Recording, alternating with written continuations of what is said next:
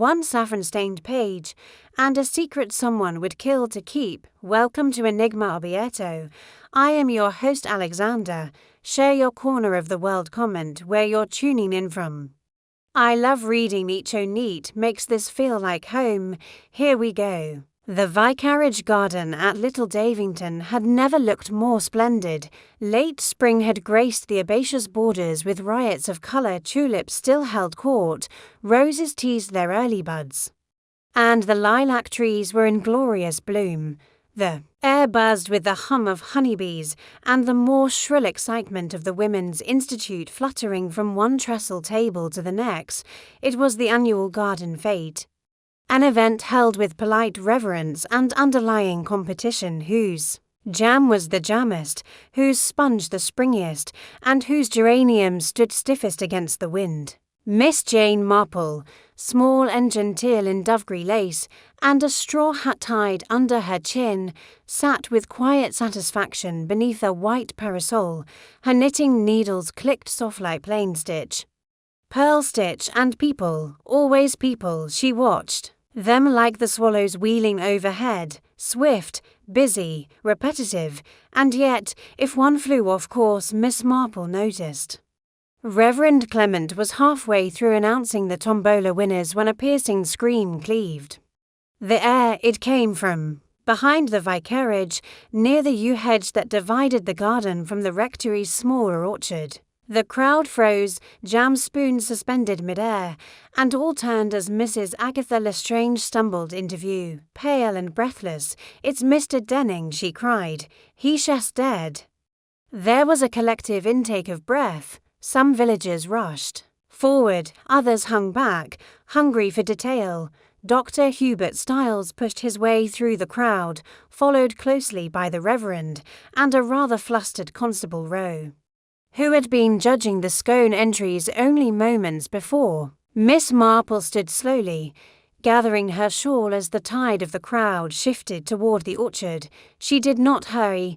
She had known, from the moment Mrs. Lestrange let out that unearthly sound, that something was terribly wrong, not just the fact of death, but its placement, its interruption of such an ordinary day. Death, in Miss Marple's experience, rarely respected schedule or setting. They found Mr. Denning slumped beside a garden bench, one hand grasping a sheaf of papers that fluttered gently in the breeze. His face was slack, eyes staring. Dr. Styles knelt to examine him, while murmurs rose around the circle like the rustling of dry leaves. "He's gone," the doctor said simply. "Good heavens," muttered the Reverend. "He only arrived last month indeed." Mr. Albert Denning had been a newcomer, a scholarly man in his early 50s. He had taken the cottage known as Mallow Down and spoken vaguely of writing a historical manuscript. He had been courteous, reserved, and by Little Davington Sandards a complete mystery. Miss Marple arrived at the scene last, casting her eyes not only over the body, but also the faces. Mrs. Lestrange, tremulous, dabbing at her temples. Young Jack Ferrars, looking pale and tight-lipped. Miss Juliet Ambrose, the schoolmistress, frowning into the distance. And behind them all, a figure she noted more than once during the afternoon, Benedict Kettle, of the Old Forge, who had stood stiffly alone by the rose tent, and now appeared decidedly green. The wind caught a single page from the bundle in Denning's hand and lifted it toward Miss Marple. She bent to retrieve it, eyes lingering just long enough to read the neatly typed heading codicil to the Saffron Testament. She tucked it back with care, unobserved. Then, looking up with serene interest, she asked no questions, offered no theories, and murmured only, "Such a shame, he seemed like the most gentle man." But inside her mind, threads were already beginning to weave, and one of them Saffron glowed rather curiously. By the following morning, the hush that had fallen over the village at the moment of Mr. Denning's discovery had given way to a storm of whispers, gusting down the high street like the wind through the willows. Little Davington, though proud of its tranquil appearance and old-world civility, was not immune to the seductive power of speculation, and Mrs. Finch's tea rooms, a hub for fresh gossip served with thick-cut toast and marmalade. The tables were unusually full. The bell above the door hardly stopped chimming as villagers popped in under the pretense of picking up a bun or two, but stayed long enough to drop a theory into the boiling pot. "I said from the start he wasn't right," declared Mrs. Pargetta, a firm-jawed woman in her 60s, known for her vigorous participation in village committees. She had taken up her usual position by the window and was stirring her tea with more energy than necessary. Men of his age, alone, writing manuscripts on us, hiding from something. "Mark my words, oh come now," tutted Miss Elspeth Greaves, a gentler soul who ran the flower stall. "He was always polite, quiet, yes, but quite respectable. I thought he was a widower." "Or pretending to be," said Mr. Toller, the postmaster, leaning across the counter with a smirk that suggested a darker knowledge. "Could have been hiding a wife in Mallowdown for all we know, or worse." There was a sharp intake of breath from several corners of the room. Mr. Toller was known to embellish. Still, in the absence of facts, his contributions were more welcome than silence. Outside, the village carried on, but with that peculiar self-consciousness that follows tragedy. Children were hushed in the streets, church bells rang more somberly, even the ducks on the green pond seemed subdued. Constable Row had cordoned off the orchard behind the vicarage, and visitors gave it a wide berth, as though afraid death might be contagious. Miss Marple, however, was not among those who flinched from it. She had spent the morning quietly in her front sitting room, looking out upon her small garden, where a robin had taken up residence in her lilac bush. Her knitting remained untouched on the side table. Instead, she held a small notebook. Though she wrote nothing yet, there was a knock at the door. Not hurried, but polite, she rose, smoothing her skirt as she opened it to reveal Juliet Ambrose, the schoolmistress. She was holding a tin of homemade lemon biscuits, clearly still warm. "I thought you might appreciate something sweet, Miss Marple," she said. "I find well, baking helps settle one's thoughts." Miss Marple smiled kindly and stepped aside to let her in. "You're very thoughtful, my dear. I do believe the world would fall to pieces if women didn't carry on with the small kindnesses." Juliet sat gracefully in the chair by the fire, though her posture was tighter than usual. "I can't stop thinking about it," she confessed. "Mr. Denning. One moment, he was chatting with Reverend Clement about church records.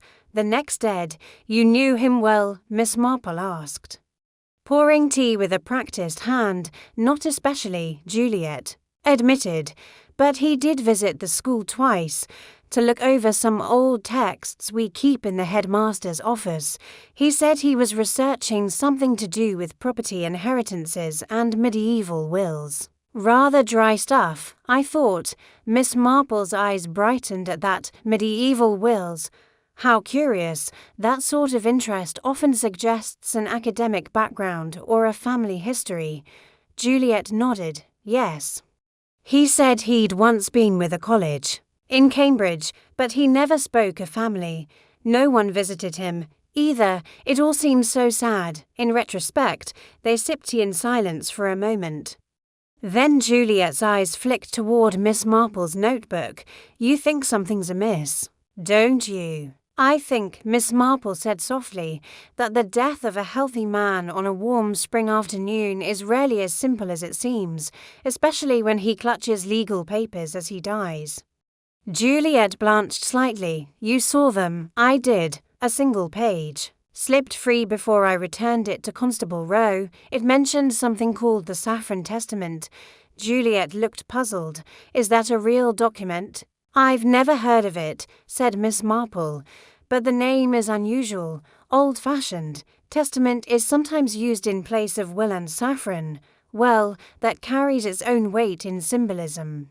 "Saffron's valuable, isn't it?" Juliet asked. Extremely, Miss Marple replied, both in price and in meaning, a spice linked to royalty, to sanctity, and, interestingly, to jealousy. A knock interrupted them again, this time more abrupt. Miss Marple opened the door to find Dr. Styles standing there, his brow furrowed, hat in hand. Miss Marple, he said gravely, I wonder if I might have a word. In confidence, she ushered him inside, offering him the seat Juliet had just vacated. I've just come from the coroner's provisional report, he said, glancing briefly at Juliet, but continuing without protest. Mr. Denning had a heart attack, yes, but brought on by something else. He'd been poisoned, Juliet gasped. Are they? Sure, Miss Marple asked calmly. Quiet. Digitalis, from Foxglove. Found in his bloodstream in high concentration. He was dosed within the hour before his death. Foxglove, Miss Marple mused. So easily accessible in most gardens. No need for a sophisticated method. Dr. Styles nodded. Precisely. The coroner is informing Inspector Cray from the county division. They'll send someone by this afternoon, as he stood to go. Juliet's voice wavered. Do you think someone here killed him, in the middle of the fete? It would appear so, Dr. Styles replied heavily. And whoever it was knew how to mask murder beneath a very respectable afternoon. When the door closed again, Miss Marple and Juliet sat quietly. After a moment, Miss Marple reached for her knitting, her needles clicking into a gentle rhythm. I always say, she murmured, it's not the poison that tells you who, but the reason someone might want to use it. People always assume the motive is obvious. It rarely is. Juliet watched her with narrowed eyes. You think it wasn't just the manuscript? Then Miss Marple smiled serenely. Oh, my dear, I suspect that document is the tip of a very old and very deep story. And if Little Davington is like any other English village, well, we're about to discover how many secrets bloom just beneath the surface. Outside, the robin sang again. But its song sounded just slightly off-key. Inspector Reginald Cray arrived that same afternoon with the precision of a man used to dealing with village dramas cloaked in civility. He was lean, pinch-head-looking, with thin sandy hair and a voice like polished gravel. His boots were too new for country lanes, and his manner suggested a tolerance for rural peculiarities. But not much affection for them. He set up his base of operations in the back room of the vicarage, where the tea tray had already been removed and the hymnals pushed aside for his notebooks. Constable Rowe hovered nearby, eager but clumsy, while Inspector Cray leaned on the table, tapping a pencil against a blank page. Let's be methodical, he said. The time of death was confirmed between 3 and 4 yesterday afternoon. The victim was seen by multiple villagers prior to that, all stating he was in good health. Sudden collapse. Coroner now confirms poison digitalis, very concentrated. That narrows the window considerably. Whoever administered it did so not long before. He died. He paused and gave Constable Rowe a sharp look. Let's talk about proximity. Who was near the orchard during that time? Rowe puffed out his chest slightly. Well, sir, the fete was in full swing. But I can tell you who wasn't far off. Mrs. Lestrange, of course, since she found the body. Young Ferrari, she was running about near the hedge, looking for someone, I think, and old Mr. Kettle was in the rose tent, not 20 paces from the orchard gate. Cray made a note. Lestrange, Ferrars, Kettle, anyone else. Rowe looked hesitant. Miss Ambrose too, sir, schoolmistress. She'd just left the church stall and was seen walking alone along the stone path that loops behind the orchard. Cray nodded. And for a moment the only sound in the room was the scratch of his pencil. Start with interviews, he said briskly. Let's see what secrets Little Davington is keeping tucked under its teacups. Meanwhile, Miss Marple had returned to her garden, pruning a rosebush with quiet determination. She was not one to interrupt official police business, and certainly not to insert herself into it. No, her method was subtler, listening, observing, letting people forget she was there, which they usually did. Her next visitor was no surprise. Jack Ferrars was young, no more than 27, and as handsome as he was restless. He had the kind of expression that suggested a life lived in. Whereas Miss Marple had watched him at the fete, striding from stall to stall with the nervous energy of a man, looking for an escape rather than an afternoon's pleasure. Now he leaned awkwardly on her garden gate, his cap in his hands. Afternoon. Miss Marple, I wondered if I might ask you something. She gestured toward the bench beneath her rose arbor. Of course, Mr. Ferrars. Sit down. Would you like lemonade? He declined with a shake of the head, looking deeply uncomfortable. It's about Mr. Denning. I know people are starting to talk, and I don't want anyone getting the wrong idea. Oh, and what idea might that be? Jack hesitated, then rubbed a hand through his hair. I was near the orchard. I'd gone to look for Juliet Miss Ambrose. We'd arranged to meet for a short walk. Nothing improper, mind you, just a stroll. But she wasn't where we said we'd meet, and I ended up circling round to the orchard. I didn't see anything. I swear it. Miss Marple inclined her head gently. And you hadn't spoken with Mr. Denning that day, only in passing. I barely knew the man, except he hesitated again. He came to see me once, a week ago. Said he'd heard from someone I'd been researching old land records. That's true. I'm looking into my grandfather's holdings, trying to sort out some confusion over a boundary. Denning asked if he could see some of the documents, Miss Marple's needle still. And did you show them to him? Jack nodded. Yes, but he didn't say much. Just thanked me and left. She said nothing, only returned to her knitting. Jack looked puzzled. You don't think that has anything to do with, I think. Miss Marple interrupted gently that land disputes, like family secrets, often lie dormant until someone pokes them with a stick. Jack flushed, uncertain whether she meant more than she said, when he left. Miss Marple allowed herself a moment of quiet thought. It was curious, to people now Juliet and Jack both linked to Mr. Denning by records, wills, and old property. And Denning himself had mentioned historical research tied to medieval inheritances. It all sounded so dry and academic on the surface, yet someone had seen fit to end his life at the vicarage. Inspector Cray began his questioning with Mrs. Agatha Lestrange, the woman who had found the body. She swept into the room in a rustle of expensive silk and perfume that clung like fog. In her early 60s, she was still striking in a brittle sort of way, like a once grand chandelier now slightly tilted. I was cutting across the orchard path to escape that dreadful skiffle music. She said with a shudder, I can't abide the modern sort, and then I saw him just slumped there. It was awful. Did you touch the body? No, heavens, no. Her voice quavered. I called out at once. People came running. I was quite overcome. Had you spoken with Mr. Denning before that day? Mrs. Lestrange hesitated. Oh, perhaps once or twice. He called upon me when he first moved in. Said he'd heard I had some knowledge of the village's older families. He asked about the history of the Grangemy family's home before it was sold. I told him what I could. Cray's pencil moved steadily. Did he mention any document? A will or testament? She pursed her lips. He said something vague about a missing codicil, but I thought it was literary nonsense. I didn't take it seriously. He seemed rather lost in thought. Did he have enemies, to your knowledge? Mrs. Lestrange let out a tinkling, humorless laugh. In a village like this, Inspector, we don't call them enemies, we call them neighbours. That evening, the sun lowered itself into a bowl of amber mist, and the village began to close its shutters both literally and figuratively. But Miss Marple remained at her window.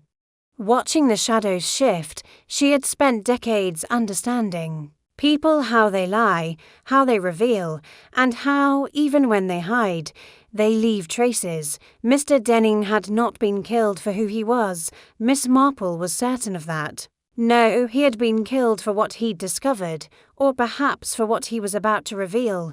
The Saffron Testament.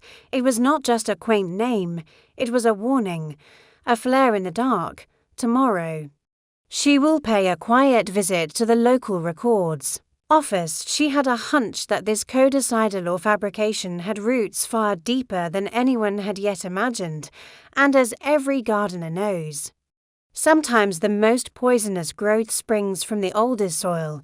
Inspector Cray returned to the village square the following morning with the quiet satisfaction of a man narrowing in on his target. He had spent the night reviewing statements, timelines, and any personal records that Constable Rowe had been able to collect. There were gaps, yes. But one name continued to bob to the surface like an unwelcome cork. Benedict Kettle. Kettle was the proprietor of the old forge, a reclusive man who had once been a solicitor in London, though no one quite knew what had prompted his retreat to the country. He rarely spoke at village functions, kept mostly to himself, and had reportedly had a tense exchange with Mr. Denning the week prior. He came in asking odd questions. Kettle had admitted when questioned at his cottage, wanted to know if I had ever drawn up a will for a woman named Lydia Harrogate. I told him I had not. Why would I have? I've been retired for 10 years. Cray had made note of the name Lydia Harrogate, a name not on any local roster, living or recently deceased. It had the whiff of something old, something buried, that morning. Cray called on Kettle again, this time with more directness. The solicitor met him at the door in a threadbare dressing gown and slippers, blinking behind wire-rimmed glasses. I told you everything I know, he said, voice tinged with impatience. I barely spoke to the man.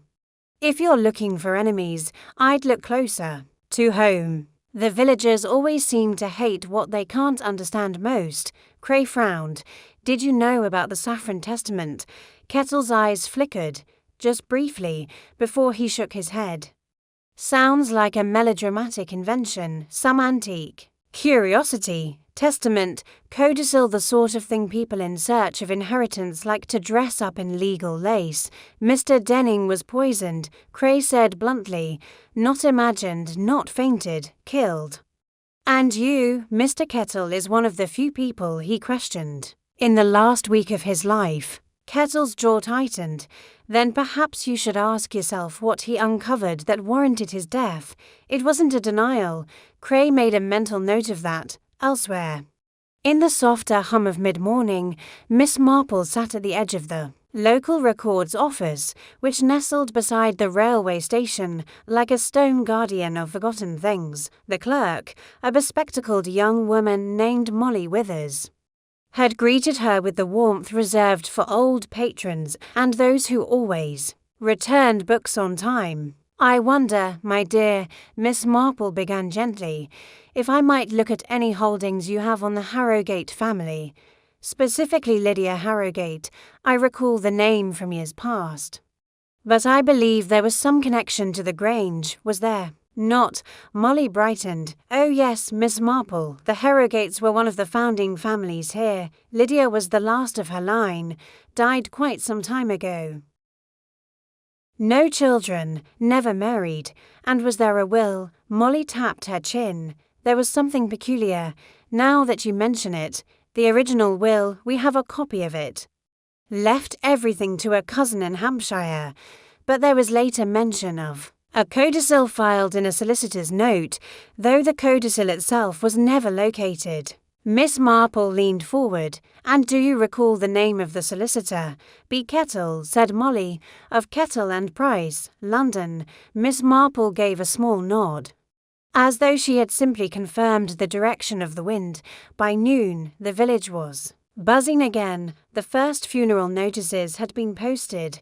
Whispers drifted from stoop to stall, and as always, the tea rooms acted as a village pulse. Miss Juliet Ambrose had returned for a second cup of Darjeeling, her posture tense. Across from her, Mrs. Pargetta sipped her tea with unconcealed interest. "Poor Mr. Denning," Mrs. Pargetta said, dabbing her lips. "I dare say it's all quite romantic in a way, a hidden will. A mysterious researcher, and nomada, it's like. Something from those dreadful American paperbacks." Juliet gave a tight smile. "I think it's less romantic when you find yourself in the middle of it. Oh, but you were near the orchard, weren't you?" Mrs. Pargetta asked with the subtlety of a hawk circling above a wounded rabbit. "Did you see anything useful?" "No," Juliet said firmly. "I saw no one. I'd gone to collect some old prize books from the church stall, then walked the side path for a moment's silence. I found nothing but bees and the sound of croquet mallets, but he was poisoned." "You know," Mrs. Pargetta whispered, leaning in. "The coroner said it was digitalis, foxglove. There's a great patch of it in the rectory garden. Don't you find that rather convenient?" Juliet stood abruptly, gathering her gloves. "I find speculation dangerous, Mrs. Pargetta, especially when directed at people you know nothing about." Miss Marple, seated unobtrusively in the corner, watched Juliet leave with a careful eye. There was a flicker of panic in her retreat, not guilt, perhaps, but fear. And fear always had a source. Later that day, Inspector Cray summoned Juliet to the vicarage. She arrived composed, but her eyes betrayed a sleepless night. "Miss Ambrose," Cray said, "this won't take long. I'm trying to establish the last people to see Mr. Denning alive. You stated in your initial comment that you were alone." "Yes, yet Mr. Ferrars claims he was looking for you. You had arranged to meet." A pause. "Yes," she finally admitted. "We were going to take a short walk, but I was late." "Why?" she faltered. "I was reading something in the church archives. Denning had asked me the day before to see if I could find a reference to a Lydia Harrogate. He seemed obsessed." Cray leaned forward. "Why didn't you mention this before?" "I didn't think it mattered. I didn't help him. I found nothing." "But you were helping him." Juliet's jaw stiffened. "I was curious, that's all." He said there was something buried in the records. Some injustice was never corrected. He thought a will had been changed or hidden, and he believed the property at the Grange had been misappropriated. Cray sat back.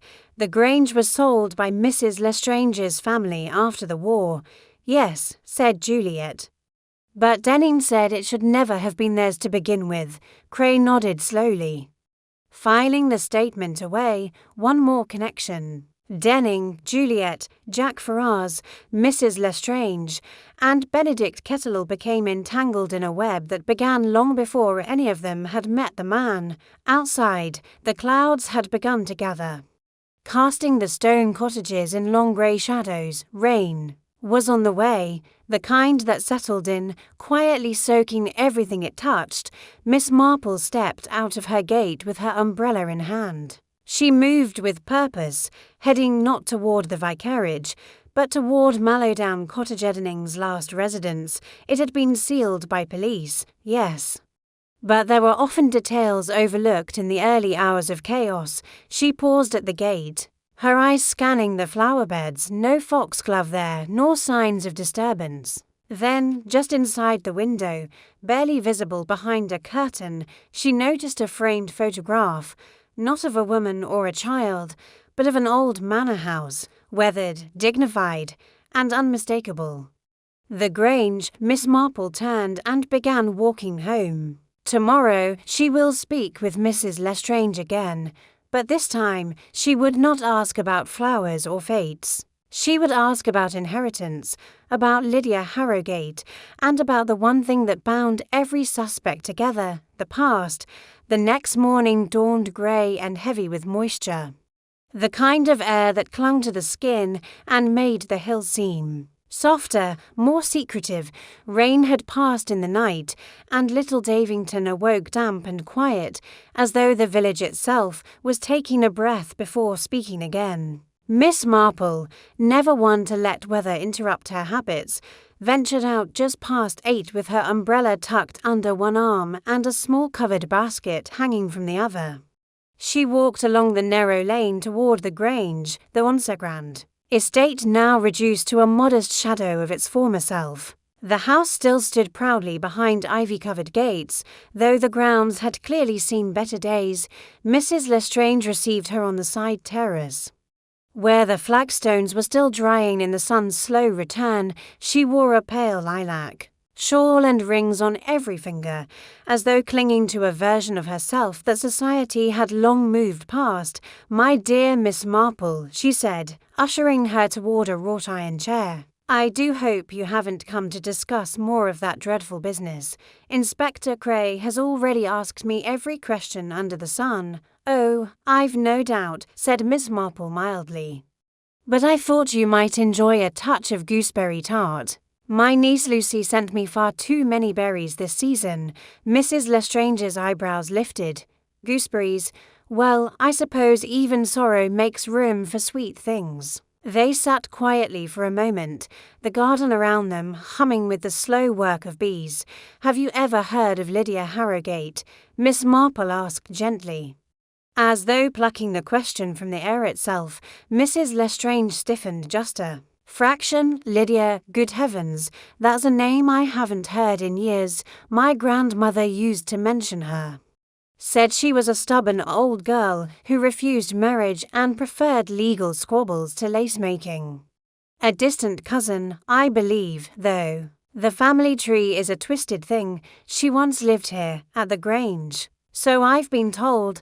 Long before my time, of course, she passed without an heir, left the house to a relative in Hampshire. I think Father always said we were lucky to get it back. Something about debts and taxes made it possible." Miss Marple nodded politely, but her eyes sharpened. "And you never heard of a codicil to her will?" Mrs. Lestrange gave a dry laugh. "My dear, I've heard of more ghost stories than legal ones.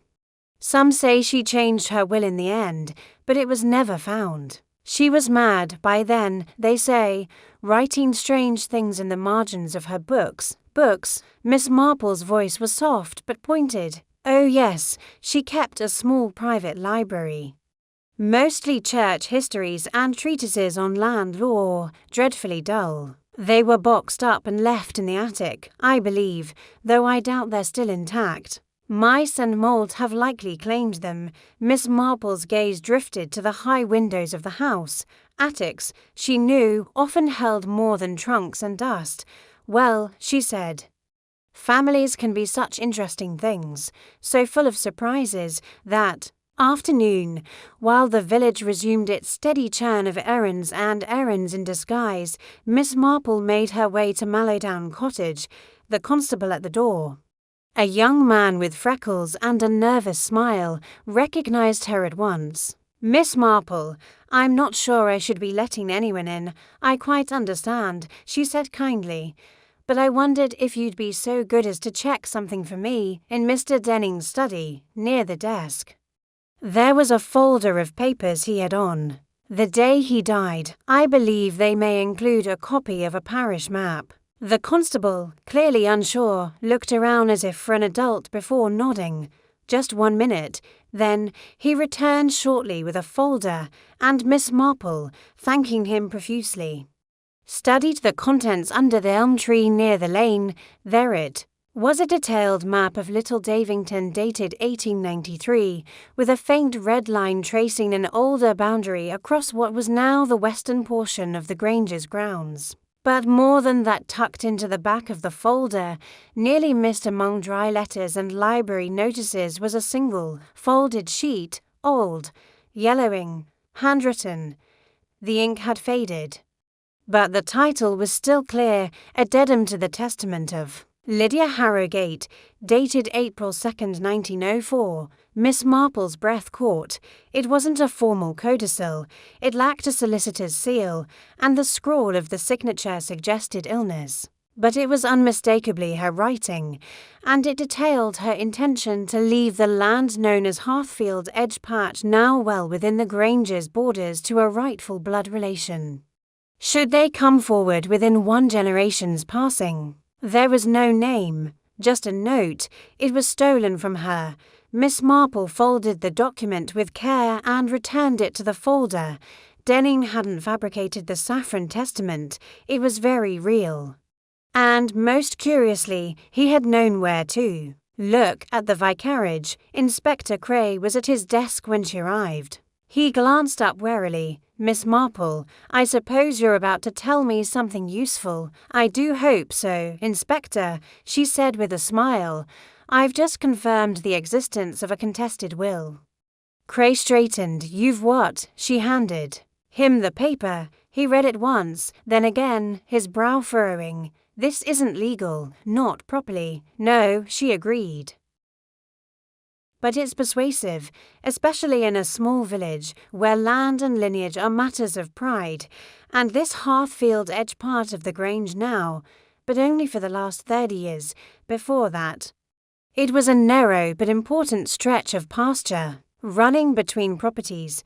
If someone else could claim it, especially with this note well, it could cause quite the rift." Cray ran a hand through his thinning hair. So Denning was trying to prove a rightful heir existed, or perhaps that an heir had been deliberately erased. The inspector leaned back, exhaling. "Who benefits from this codicil staying hidden, miss?" Marple met his eyes. "More importantly, who suffers if it's found?" Cray closed the folder slowly. "I think it's time we questioned Mrs. Lestrange again, and perhaps Mr. Kettle. This smells of old debts and older grudges." But Miss Marple wasn't quite ready for confrontations. Not yet. There was still one more place to visit that evening. She made her way back to the Grange. This time, she didn't knock. She walked along the side garden and followed the narrow steps leading to the attic door, where Mrs. Lestrange's housekeeper, old and half-deaf, had once shown her the way to collect a box of old hymnals for the church. The attic was quiet and dim, the air thick with dust and memory. Boxes lay crumbling in the corners, and the air smelled of paper and pine. She found them at the back, a row of leather-bound books, most coated in powdery mildew, their titles faded. But one volume treatise on English property law fell open too easily. Inside the back cover, pressed flat, was a torn envelope addressed in looping script to Mr. Benedict Kettle. "Solicitor, to be opened upon my death." Miss Marple read the letter 3 times before slipping it gently back into place. Then she descended the stairs with the ghost of a smile. The past had begun to speak, and someone, somewhere, would now be growing very afraid. By the end of the week, the atmosphere in Little Davington had shifted. The village, though outwardly unchanged, now carried the heavy scent of suspicion beneath its rose bushes and lace curtains. The usual order of life at 4:30, choir practice on Thursdays, washing out on Mondays persisted, but with an unspoken question pressing against each conversation like a weight upon the chest. At the vicarage, Inspector Cray sat hunched over a stack of statements and local records, his brow furrowed deeper with each turn of the page. The existence of the Harrogate codicil, if not formally valid, still held enough potential to disturb the foundations of land ownership and reputations. And now, it seemed the deceased had been on the brink of revealing its implications to the entire village. What disturbed Cray most was not the document itself, but the timing. If Denning had kept his discoveries private, his death might be attributed to misfortune or natural causes. But he hadn't.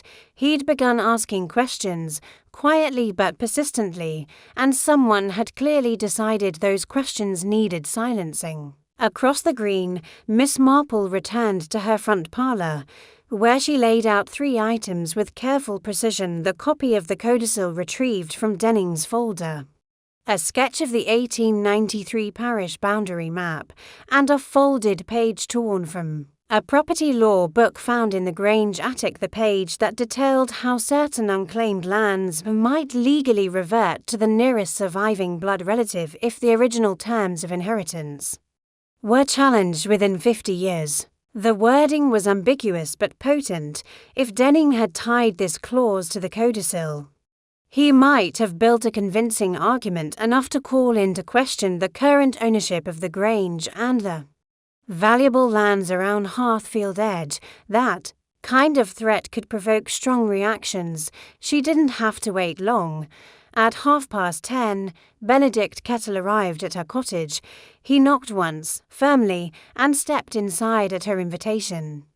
Though he looked altogether more frayed than the last time she'd seen him. "I'd prefer we speak plainly, Miss Marple," he said, not sitting. "Then let us do so," she replied, offering no tea, which in itself was telling. "You've been asking questions," he said. "About Lydia Harrogate, about the will, yes, as have others." Kettle's eyes narrowed. "You found the envelope, didn't you, in the attic?" Miss Marple nodded. "I did." He exhaled, the kind of breath that comes after years of holding something in. "I received it after her death. Too late to act, by the time I returned to Little Davington. The house had already passed on through probate, but the codicil, the so-called Saffron testament, was never filed. It was only a note, written in her own hand, without witnesses. No one took it seriously, but you knew it existed." "I did, and I buried it." Miss Marple tilted her head. "Not literally, I hope. No, but I filed it away where it wouldn't stir trouble." The Grange had already changed hands. The relative she named never named him directly, you know, just left clues as a child, illegitimate, no documentation, no family standing. I thought I was doing the sensible thing. And then Mr. Denning arrived. Kettle nodded slowly. He must have found references in the university archives. He tracked the codicil here, then the property disputes. He even guessed who the heir might be. Miss Marple's voice was quiet. "And who is the heir?" Kettle met her eyes. "Jack Ferrars." There was no dramatic music, no thunder outside the window. Only the distant toll of the church clock and the soft scratch of Miss Marple's knitting needles. As she resumed her work, Kettle went on. "His mother was a housemaid here for a short time. No one thought much of it until she vanished with a child in tow. Lydia knew. She wrote a letter to the solicitor's office outlining her wish to have the boy inherit Heathfield Edge as a gesture of reparation, but the child was never officially acknowledged. No records. Only whispers, and so Miss Marple said, Mr. Denning came to confirm that Jack was, in fact, her blood relation. Yes, and he was going to make it public. He told me as much during our only real conversation. Said he didn't care if it angered the villagers. Said it was justice." Miss Marple set down her knitting. "But it would have ruined the Lestrange family's claim to the Grange, wouldn't it? It would have split the property," Kettle said grimly. "Jack would gain legal standing, and with it, the power to challenge all transactions made since, including the sale of the house, and you still buried the codicil. I thought the truth would die with her, that it was kinder." Miss Marple gave a small, enigmatic smile. "The truth rarely stays buried, Mr. Kettle. It's a remarkably stubborn weed." That afternoon, Inspector Cray arrived at the Grange, accompanied by Constable Rowe. Mrs. Lestrange received them in the drawing-room, stiff and regal. "We've uncovered some new information," Cray began without preamble, "regarding the original terms of inheritance for this property." Mrs. Lestrange waved a hand, as though brushing away a fly. "Oh, not that again. My father handled all of that. The papers were in order. And yet," Cray pressed, "it appears that Lydia Harrogate left behind an informal codicil, and that a solicitor, Mr. Kettle, failed to file it." Her eyes widened, just slightly. "That man, he always was peculiar, never knew what to do with himself." The codicil would have awarded a parcel of this land Heathfield Edge to an unnamed blood relation. A child born out of wedlock. Mrs. Lestrange stiffened. "I see. Did you know about this?" Cray asked. There was a long pause. Then, with surprising frankness, she nodded. "My mother mentioned it once, said it was foolish. That Lydia had gone senile near the end. I never saw the paper myself, and I certainly wasn't going to go digging through the attic to validate the rantings of a lonely old woman, but you were aware of the implications. I was aware that old secrets often do more harm than good. The village wouldn't have tolerated scandal. The land was better in our care. Cray's voice was firm, but you had a motive to silence Mr. Denning. At that she stood. I had no reason to murder anyone, Inspector. I spoke to Mr. Denning once. He seemed like a man chasing ghosts. I assumed he would get bored and go away, except he didn't. No, she said, walking to the window. He didn't. As Cray and Rowe departed, Mrs. Lestrange remained at the window for a long time, staring out over the lawn toward the orchard where the fete had taken place just days before. That evening, as the rain returned in a slow, deliberate drizzle, Miss Marple sipped her tea and watched the steam curl from the cup like a whisper. She now had a tapestry of motives. Jack Ferrars, oblivious to his heritage, might now stand to gain something he never sought. Juliet Ambrose, protective of Jack and perhaps complicit in Denning's research, might have known more than she admitted.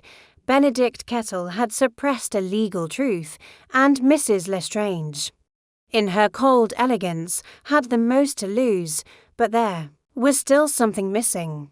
The poison, who had access to digitalis, who had the knowledge and the opportunity to administer it quietly, effectively, without fuss.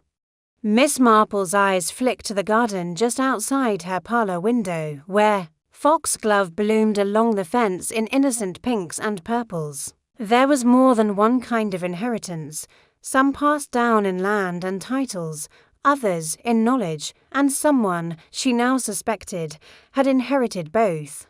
The following day began deceptively serene. A fine mist hovered above the grass in the early light, and little Davington's rooftops glistened under the first golden rays of morning. Church bells rang softly in the distance, their tones clear and measured, but their rhythm couldn't quite dispel the tension that lingered like a draught under a closed door. At the heart of the unease was Mallowdown Cottage, though the house had stood silent since the day Mr. Denning died. It was once again the subject of renewed attention, not from the villagers, but from the inspector. Inspector Cray, having finally obtained a warrant with the county solicitor's help, had returned to Denning's residence for a formal search. Miss Marple had learned of this not from Cray himself, but from Molly Withers at the Records Office, who seemed to always know which papers were passing through whose hands. Cray's team combed the small study, kitchen, and bedroom with methodical precision, careful not to disturb more than necessary, but intent on uncovering any hidden threads. It was in the bottom drawer of the bureau in the bedroom that Constable Rowe found a small leather-bound notebook, tucked beneath a faded photograph and a train ticket stub dated to months earlier.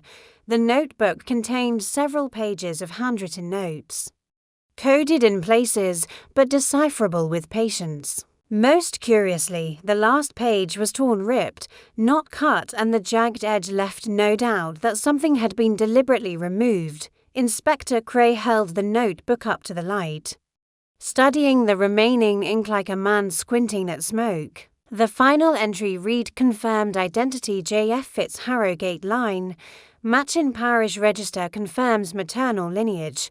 Will speak with J.A. Ray presentation of claim.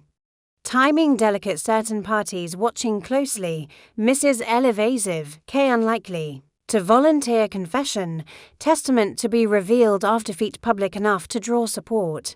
Cray read it aloud to Rowe, who looked on, brow furrowed. J.F. must be Jack Ferrars. Cray murmured, J.A. Juliet Ambrose, and K. would be Benedict Kettle, all accounted for. But why tear out the last page? Rowe asked, to hide what came next. Cray replied darkly, or to keep someone from reading it after. That same morning, Miss Marple made her way slowly to the village church. It was quiet, with only the birds fluttering between the eaves and the caretaker, Mr. Phipps, humming tunelessly as he polished the pews. She had come not to pray, though she was not opposed to it, but to look again at the parish records. With Mr. Phipps's permission, she settled at the back of the nave, spreading the old leather-bound ledgers across a table beneath a stained-glass window. She already knew what she was looking for. She found it near the back of the baptismal register. From 1894, name of child Joseph Ferrars, mother Eliza Ferrars, housemaid, father not listed, godparent Lydia H. Entry abbreviated. Miss Marple closed the book with care. It confirmed what Denning had likely discovered. Jack Ferrars descended, through his mother Eliza, from the Harrogate line. Lydia had been present at his baptism, a gesture more meaningful than it appeared. It made Denning's conviction complete, and his death all the more troubling. But it was not the only revelation that day. That evening, a second shock rippled through the village. Juliet Ambrose had disappeared. She had not reported to the school, had not collected her usual bread from the bakery. And her cottage was found locked from the outside. Her bicycle remained in the shed. No note, no indication of where she'd gone. By twilight, half the village was out searching. Torchlight swept through the woods, and voices called her name down country lanes. At the vicarage, Inspector Cray stood grimly as he organised the growing team of volunteers. Miss Marple, when informed by a breathless Molly Withers, sat very still for several minutes. Then she quietly rose and fetched her coat and gloves. She didn't believe Juliet had run away, not voluntarily, and certainly not without good reason. By late evening, they found her. It was young Tom Benton, the butcher's son, who stumbled upon her just beyond the edge of the orchard, near the back wall of the cemetery. She had fallen. Her ankle twisted and was conscious but pale. She had with her a small oilskin bundle, pressed tightly to her chest. Juliet was taken at once to the vicarage for examination. Dr. Stiles arrived promptly, pronouncing her shaken, but not seriously injured, in the adjoining room. Miss Marple and Inspector Cray stood over the contents of the bundle. Inside, carefully wrapped in cloth, were 3 items: a second copy of the codicil identical in language to the one Miss Marple had discovered, a letter from Denning, addressed to Juliet but never posted, and a page torn from Denning's notebook, the missing final page. Cray opened the letter first. It was dated the morning of the fete. Juliet, I verified the records. The proof is undeniable.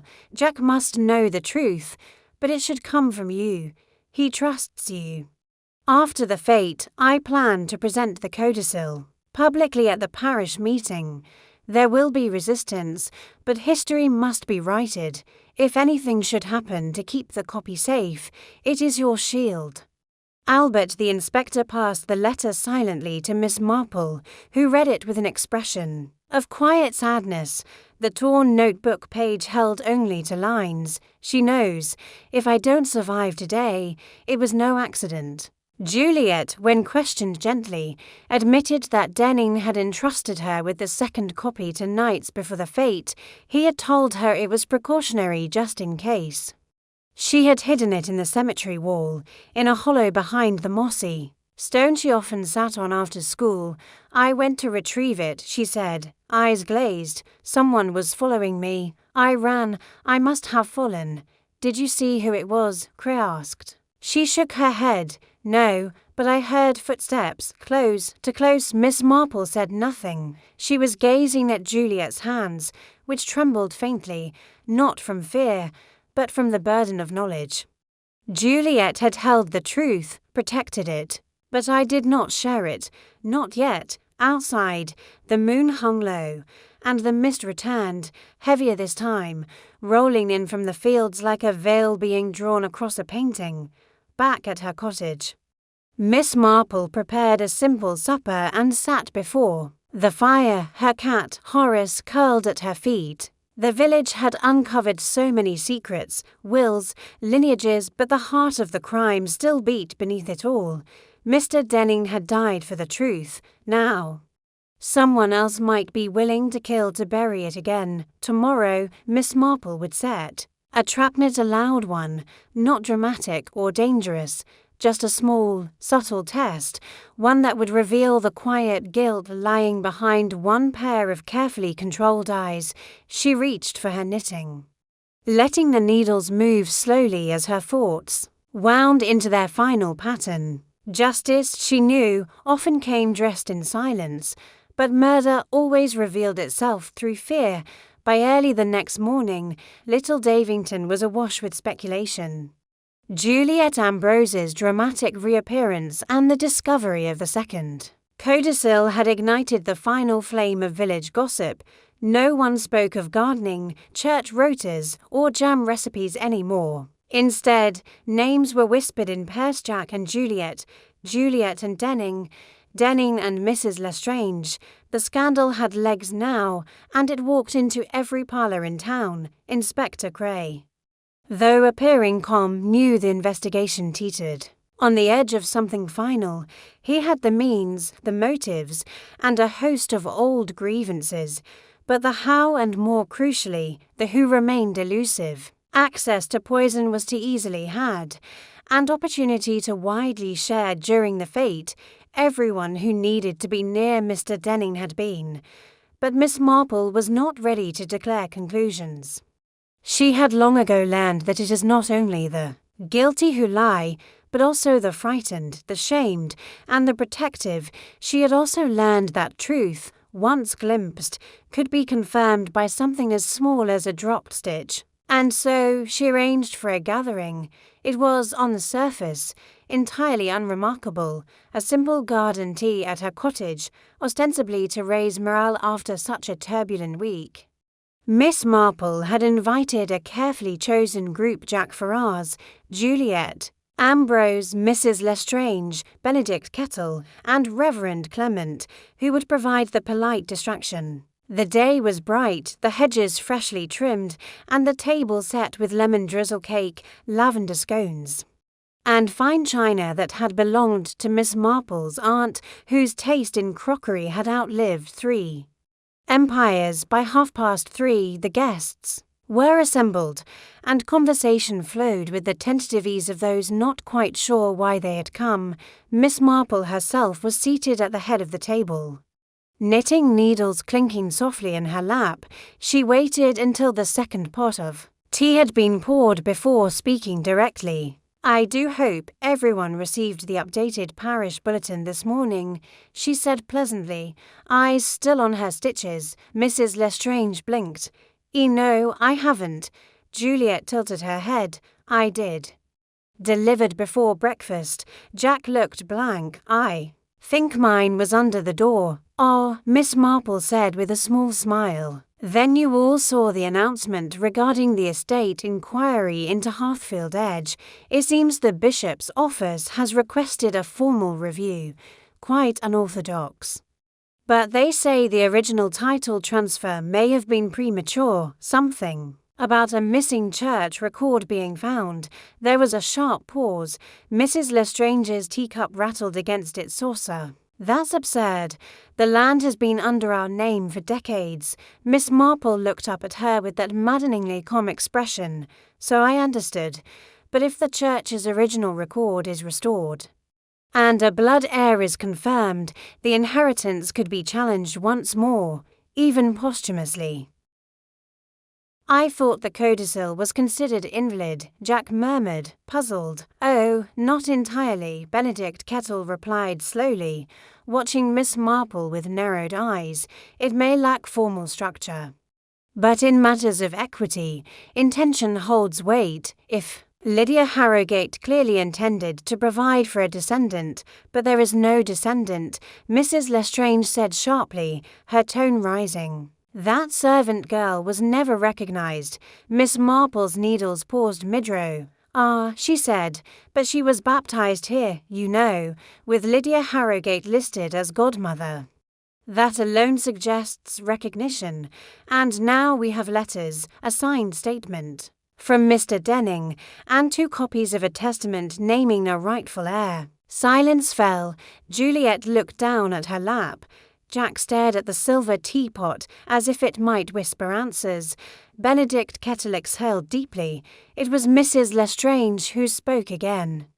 "This is all circumstantial. It proves nothing about Dennings." "Death," Miss Marple smiled gently. "No," she agreed, "but it might explain why someone would wish him silenced." And then her voice grew softer. "You see, poison is a coward's weapon. It requires planning, access, and precise delivery. It also requires trust. For Mr. Denning to have ingested digitalis without suspicion, it would have needed to be administered by someone he did not fear." She let the words settle. Watching faces carefully. Most looked confused. Juliet was pale, Jack blank, but one face had changed ever so slightly. Mrs. Lestrange's hand hovered a moment too long over the sugar bowl, the spoon motionless. Miss Marple reached forward with remarkable speed for a woman of her years and plucked a single sugar cube from the bowl. She held it up and said, lightly curious, "Isn't it? Digitalis crystals, when dried and ground, are nearly identical to caster sugar. The effects don't set in at once. You know, it's cumulative. A small dose here, another the next day, just enough to mimic an irregular heartbeat. By the time a large dose is added, say, in a cup of tea, it looks quite natural." Mrs. Lestrange's eyes flicked to the sugar cube, then to Miss Marple. "You're implying I'm suggesting," Miss Marple interrupted, "that Mr. Denning's death was not a sudden impulse. It was carefully executed. But the fatal dose, I believe, slipped into his tea that afternoon, a cup served from a tray by the rose tent, the same tray that you carried from the catering table, though you claimed you never went near the orchard. She was seen," Jack said suddenly. "I saw her there. Just before I went looking for Juliet." Mrs. Lestrange stood. "This is outrageous. You have no proof." "Not yet," said Inspector Cray, who had stepped quietly through the open gate moments earlier. "But now we have a motive, method, and opportunity, and several witnesses who may remember more under proper questioning." Mrs. Lestrange's composure wavered, then cracked. "They were trying to steal it," she said, voice bitter. "That land was ours, my family, always has been, and then he arrived, this man, digging up ghosts, pointing fingers, stirring Juliet and Jack into his fantasy of justice. He wanted to ruin us. You were afraid he'd succeed," Miss Marple said, not unkindly. "Afraid that this place, your home, your history, would be taken from you." Mrs. Lestrange sank back into her chair, the fight draining from her. "I only meant to scare him. I never thought it would." Her words trailed off, but no one interrupted. The breeze stirred the edge of the tablecloth, and far off, the church bells tolled the hour once more. Cray stepped forward. "I'll need you to come with me, Mrs. Lestrange. We'll continue this at the station." She stood slowly, head held high despite everything, and allowed herself to be led from the garden without another word. After a long silence, Juliet reached for Jack's hand. She did it to protect what she believed was hers. She said quietly, "She thought we were stealing something." Miss Marple gave a small nod. "People rarely kill out of hatred, my dear. More often, it is out of fear, or love warped into possession." Jack looked at Miss Marple, eyes clouded. "What happens now, with the will, the land? That," she said, "will be for the courts to decide. But truth, at least, has found its place." She poured the last of the tea, her hands steady, her eyes distant. It was nearly over.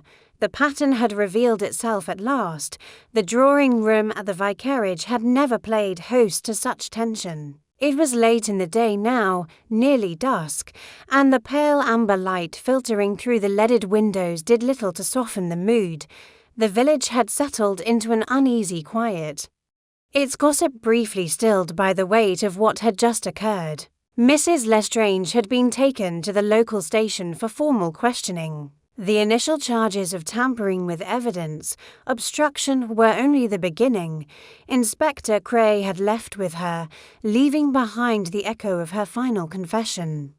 Hesitant and fragmented as it was, now what remained in Little Davington was the hollow left behind by resolution. The strange emptiness after a secret has finally been spoken aloud, but Miss Marple had not yet retired for the evening. Nor had she fully shared what she knew, at the vicar's request, and perhaps, in part, out of her own quiet resolve, she had returned to the very room where it had all begun. Tea had once again been laid out, this time less as a refreshment and more as a symbol of normalcy. Reverend Clement, Juliet Ambrose, Jack Ferrars, and Mr. Benedict Kettle were seated around her. All subdued and watchful, no one touched the scones. "I must apologize," said the Reverend gently, clearing his throat. "It seems terribly grim, asking you to recount it all, but the village is awash in questions." Miss Marple folded her hands in her lap. "I quite understand, Reverend. People are not at ease when they feel they've been left behind by a mystery, and this mystery, though it appeared complex, was quite human in its foundation." She looked around at the assembled faces. Jack's eyes were redrimmed but determined. Juliet's expression was tense, but full of something else, perhaps relief. Mr. Kettle appeared drawn, older than he had the week before, as if each confession had aged him by a year. Miss Marple began. "The death of Mr. Denning was never truly about the present," she said. "It was the past that did him in, or rather, the fear of the past returning." She turned slightly toward Jack. "You see, the Saffron testament was no ordinary codicil. It represented not merely a bequest of land, but a claim of legitimacy, a restoration of history.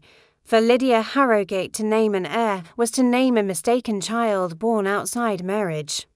Hidden in shame, now reclaimed with pride." Jack lowered his gaze. "You, Mr. Ferrars, had no knowledge of your heritage, but Mr. Denning believed in it, and he found proof, not just the original church register, but letters, baptismal notes, and the stories that had lived in shadows." She turned next to Juliet. "You protected him, perhaps not as boldly as you might have wished, but you saw the value in what he uncovered, and he, I believe, trusted you to carry it forward if he could not."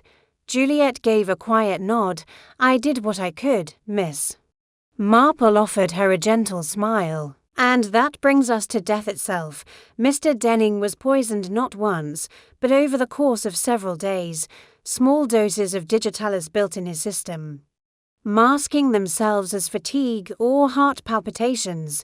The final dose, the one that killed him, was likely administered in tea during the fete." She paused, letting the weight of her words settle in. Only someone with access to his daily routine and the means to deliver something innocuous could have managed it, and more importantly, only someone who believed they were protecting something sacred would go so far. "Kathleen Lestrange, Mr. Kettle said quietly, believed it was hers by right."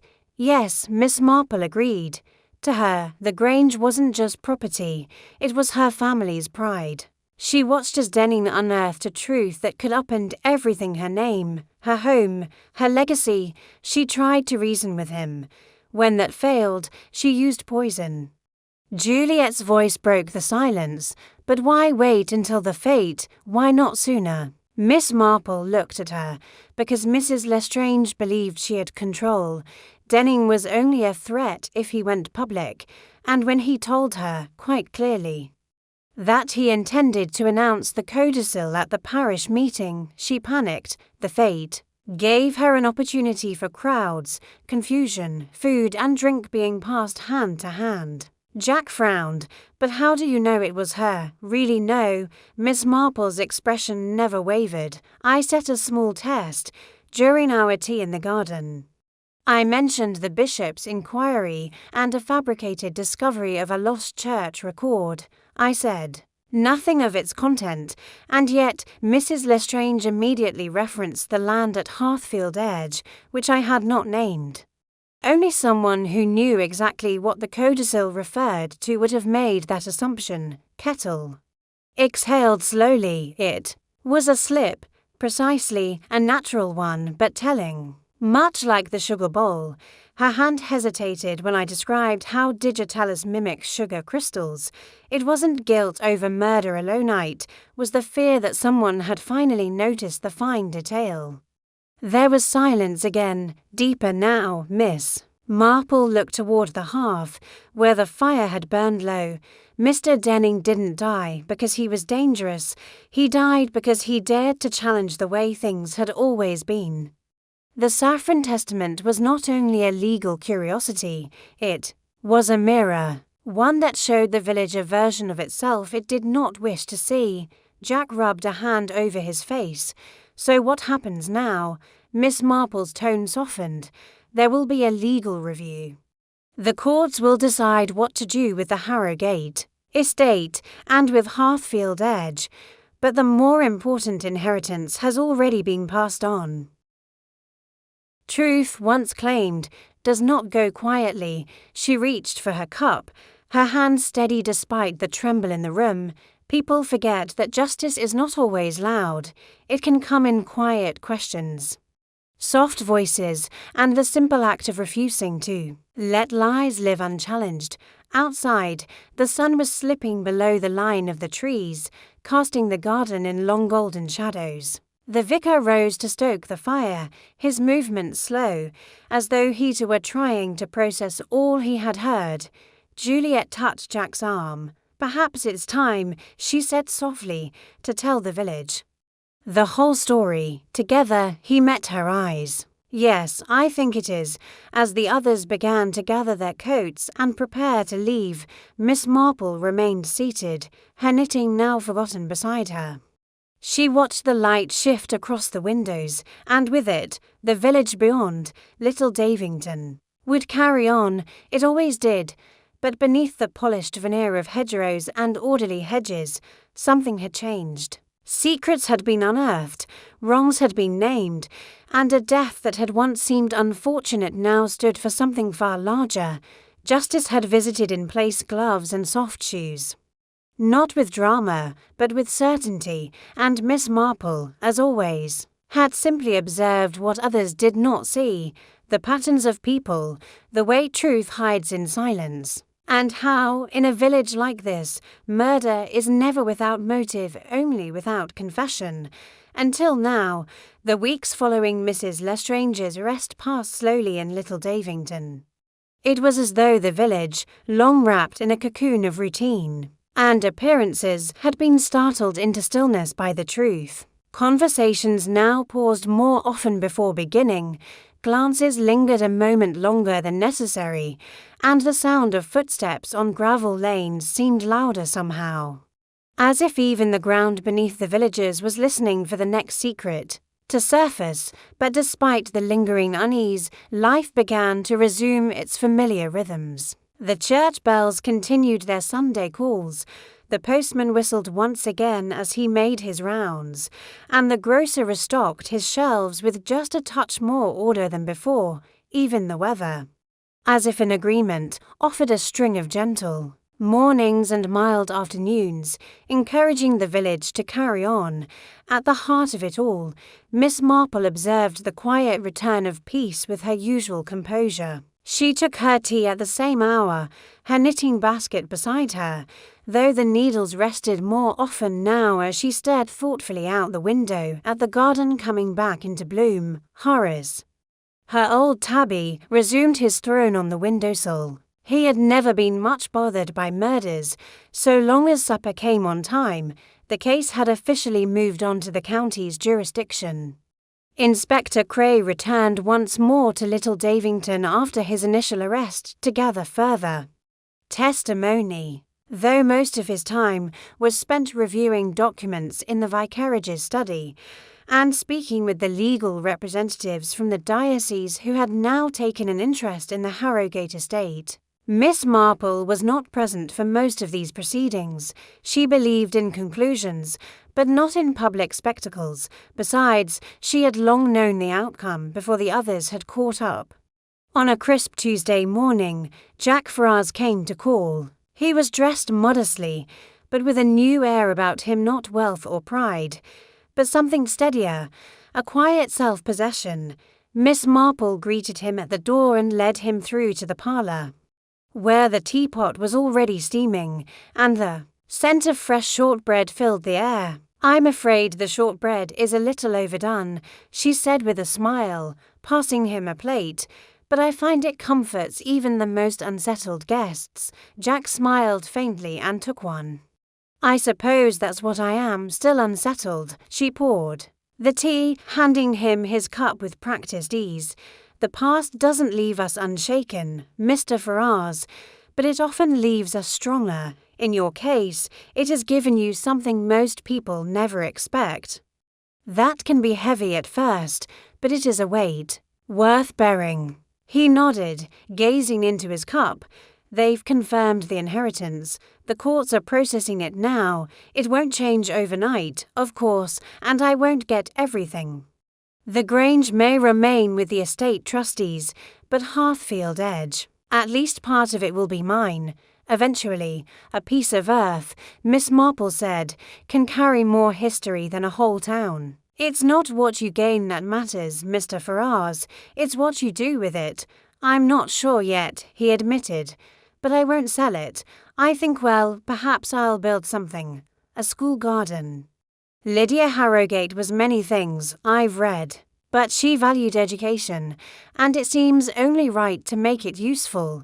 Miss Marple's face lit with approval. "A fine idea." They sipped tea in companionable quiet, the room warm with the scent of chamomile and old furniture polish. After a time, Jack asked the question that had clearly been pressing on him. "Do you think she regretted it, Mrs. Lestrange? I mean, Miss?" Marple's gaze wandered to the window, where the roses had begun to open again. "I believe she regretted being caught," she said softly. "But more than that, I believe she feared irrelevance. When people build their lives on old stories, new truths feel like intruders. She clung to what she knew. That is not uncommon, though it is often unwise." Jack nodded slowly, absorbing the thought. Later that afternoon, Juliet Ambrose visited as well. She came bearing a small parcel wrapped in brown paper, which she handed over with a shy smile. "I thought you should have this," she said. "It belonged to Mr. Denning. Found among his things cleared for release by the inspector, a notebook, his own version of the Saffron Testament research. It's rather complete." Miss Marple accepted it with both hands, setting it gently on the side table. "He left behind more than a name," she said. "He left a path, for you, for Jack, and for the village." Juliet looked around the room, then down at the biscuit on her saucer.